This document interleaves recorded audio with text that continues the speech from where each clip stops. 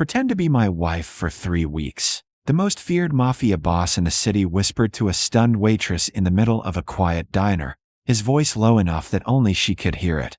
And when he finally revealed the real reason behind the strange request, the young woman felt the blood drain from her face because the truth was far more dangerous than anything she had imagined. In fact, the moment he finished speaking, she realized that saying no might destroy a life, but saying yes might place her directly in the middle of a war she had spent her entire life trying to avoid. 3 nights earlier, however, none of this had seemed possible, and Clara Bennett was just a tired waitress finishing another long shift at a small 24-hour diner called Riverstone Grill, a narrow corner restaurant sitting beneath a flickering neon sign on the outskirts of Savannah, Georgia, where truck drivers, late-night workers, and the occasional lost tourist came for cheap coffee and quiet meals. Clara had been working there for nearly 2 years, ever since life forced her to grow up much faster than she had expected, and at 23, she had already learned the hard way that the world rarely cared about your plans. Her small apartment was only a few blocks away, and every night after work she walked home with aching feet and the same silent promise in her mind that one day she would save enough money to leave the city and start somewhere new. But leaving wasn't easy when every dollar she earned went toward rent, groceries, and the one person in her life who mattered more than anything else: her younger brother Evan, a quiet 14-year-old who had been living with Clara since their parents died in a car accident 4 years earlier. Most people who saw Clara at work would never guess how much responsibility she carried. She smiled politely, refilled coffee cups, wrote orders on her small notepad, and listened patiently to customers who needed someone to talk to during lonely nights. She had learned how to keep conversations simple, how to stay invisible, and most importantly, how to avoid trouble, because trouble had a way of destroying people who couldn't afford to fight back. That particular night had started like any other, with rain tapping softly against the diner windows and only a few customers scattered among the booths, the kind of slow evening that made time move painfully slowly. And Clara had been wiping down the counter when the front door opened, and the air inside the diner changed instantly. For men entered first, large and serious, dressed in dark coats that didn't quite hide the fact that they were watching every corner of the room with trained attention, and behind them walked a fifth man whose presence seemed to pull the entire room toward him like gravity. Even before anyone spoke, Clara sensed that he was the one in charge. His name was Adrian Volkov, though most people in Savannah knew him only through whispers and rumors, because Adrian Volkov wasn't just another wealthy businessman or powerful local figure. He was the man who quietly controlled the city's criminal underworld.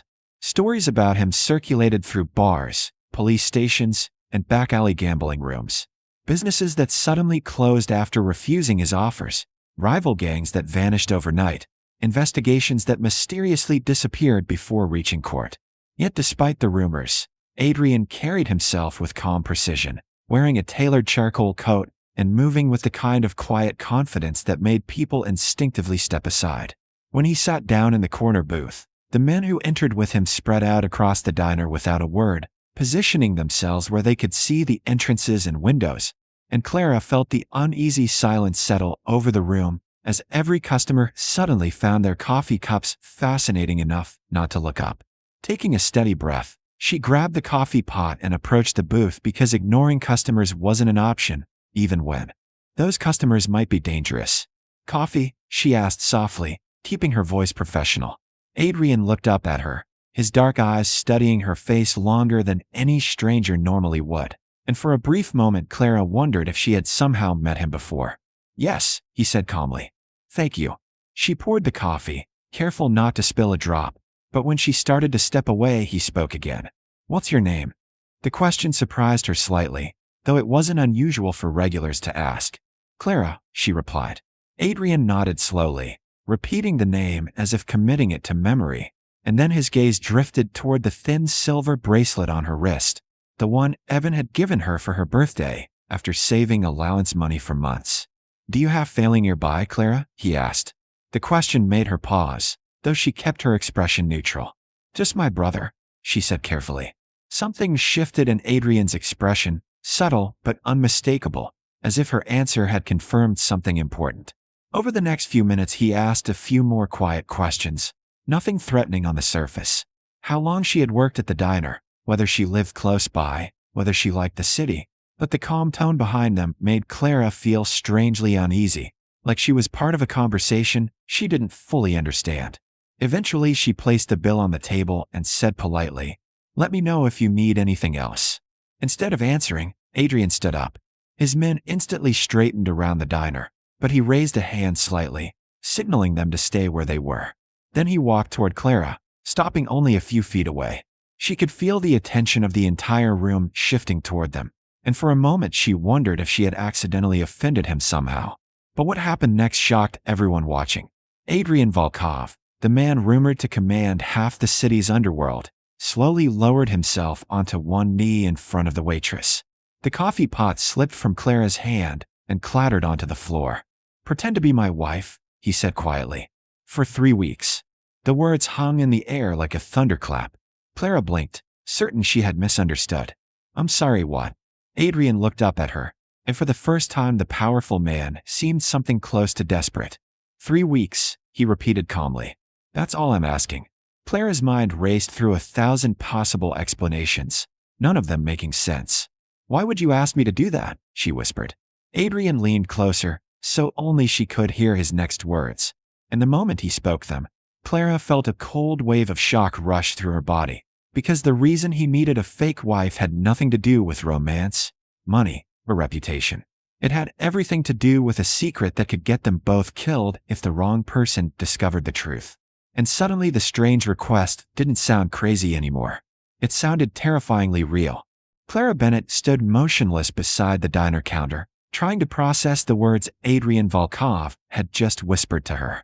"Someone is trying to kill my son," he had said quietly, and the calmness in his voice made the statement even more terrifying. The rain outside tapped harder against the windows while the few customers inside the diner pretended not to listen. Clara had always heard rumors about Adrian, the powerful man who controlled half the city's criminal underworld, but she had never imagined standing face to face with him while he asked for help. Slowly, Adrian rose from one knee, adjusting his coat as if the shocking moment had been completely normal. Clara swallowed and tried to steady her voice. "You're asking me to lie to dangerous people," she said softly. Adrian nodded without hesitation. "Yes, because if I don't do this, my son will be dead within a week." The bluntness of his answer made her chest tighten. Adrian continued explaining in the same calm tone. A rival crime leader named Victor Salazar had spent years trying to destroy him, and recently Victor had discovered Adrian's biggest secret, that Adrian had a 6-year-old son named Luca. Luca's mother had died years earlier, and Adrian had kept the boy hidden from everyone to protect him. But now Victor's men were searching the city, hoping to find the child and use him as leverage. "If they find him," Adrian said quietly, "they will use him to destroy me." Clara crossed her arms nervously. "So how does pretending to be your wife help?" Adrian leaned slightly closer so no one else could hear. "My enemies know I have a son, but they don't know where he is or who his mother was. If I suddenly appear with a wife and child, they will assume Luca has always been part of my family. They will stop searching for a hidden child and believe he has been protected openly the entire time." Clara blinked in disbelief. "So you want me to pretend to be his mother?" Adrian didn't argue. "Only for 3 weeks," he said. "Long enough for Victor to believe the story and stop the search." Clara rubbed her forehead, overwhelmed by the situation. "Why me? You could find an actress or someone connected to your world." Adrian shook his head. "That would be suspicious. You are ordinary. You work here. You take care of your brother, and no one in my world knows you. That makes you believable." The mention of her brother Evan immediately made Clara tense. "Leave my brother out of this," she said quickly. Adrian's voice softened slightly. "I intend to protect him. If you help me." Clara felt a chill run through her. "That sounds like a threat." "It isn't," Adrian replied calmly. "But if Victor learns I spoke with you tonight, you may already be in danger." The words hung in the air, making Clara realize she might already be trapped in this situation. She glanced toward the door, wondering if she could simply walk away and pretend this never happened. But Adrian seemed to sense what she was thinking. 3 weeks, he repeated. "After that, you return to your normal life. I will make sure you and your brother are safe, and you will have enough money to start over somewhere else." Clara's heart pounded as she considered the offer. 3 weeks pretending to be the wife of a mafia boss. 3 weeks living in a world she had always tried to avoid. And if something goes wrong? She asked quietly. Adrian met her gaze without hesitation. Then I will do everything in my power to protect you. Clara searched his face for any sign that he didn't mean it, but his expression remained serious. Finally, she exhaled slowly. And if your enemies discover the truth? Adrian's eyes turned cold for just a moment. Then, he said quietly, everyone involved becomes a target. Clara felt a knot tighten in her chest as she realized the decision in front of her might change everything about her life. And deep down, she already suspected she might not have much choice. 3 days later, Clara Bennett stood in front of a massive iron gate staring at the mansion that would be her home for the next 3 weeks, wondering how a simple waitress had ended up pretending to be the wife of one of the most dangerous men in the city. Everything had moved quickly after she finally agreed to Adrian Volkov's plan. Within hours, her small apartment had been quietly secured by Adrian's men, her brother Evan had been moved somewhere safe for the time being, and Clara herself had been brought to the large estate on the outskirts of the city where Adrian lived. The house looked less like a home and more like a fortress, with security cameras, guards, and high walls protecting everything inside. But the moment Clara stepped through the front doors, the intimidating atmosphere shifted slightly when a small boy ran across the marble floor and stopped in front of her. Are you the new nanny? The boy asked curiously. Adrian walked in behind her and placed a gentle hand on the child's shoulder. No, Luca, he said quietly. This is Clara, and for a little while, she's going to help take care of us. Clara looked down at the 6-year-old boy and felt something soften in her chest. Luca didn't look like the son of a feared crime boss. He just looked like a normal child who wanted someone to read him bedtime stories and help him with homework. And suddenly the situation felt more real than ever. Over the next several days, Clara slowly stepped into the strange role she had agreed to play. She accompanied Adrian to public events, stood beside him at restaurants and meetings, and even appeared in photos that quickly spread through the city's rumor mill. Just like Adrian predicted, Victor Salazar's spies noticed immediately. The powerful mafia boss who had supposedly lived alone now had a wife and a child openly living in his home. The search for the hidden son quietly began to disappear. But pretending to be a family brought unexpected complications. The longer Clara stayed in the house, the more she saw a different side of Adrian. The man who read bedtime stories to Luca at night. The father who quietly watched his son play in the garden. The man who thanked Clara for helping even though he rarely showed emotion. And slowly, Clara realized something surprising. Adrian Volkov wasn't the cold monster the city believed he was. He was a man who had built a dangerous empire, yes, but who would do absolutely anything to protect his child. 2 weeks passed without incident, and the tension surrounding the house slowly began to fade.